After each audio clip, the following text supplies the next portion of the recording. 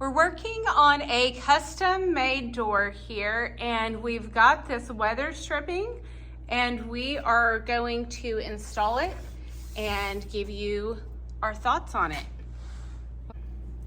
This is from MD Building Products, and it is item number 11826. It's 81 inches long, and it's to seal up the top and sides of a door with a kerf channel.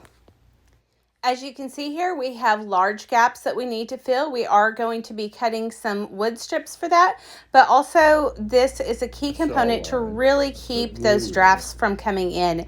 It seals gaps up to ½ inch, so what the wood can't do, this is going to finish up and give it a good seal. It's going to help cut down on wasted electricity with keeping the shop warm in the winter and cool in the summer and losing that air.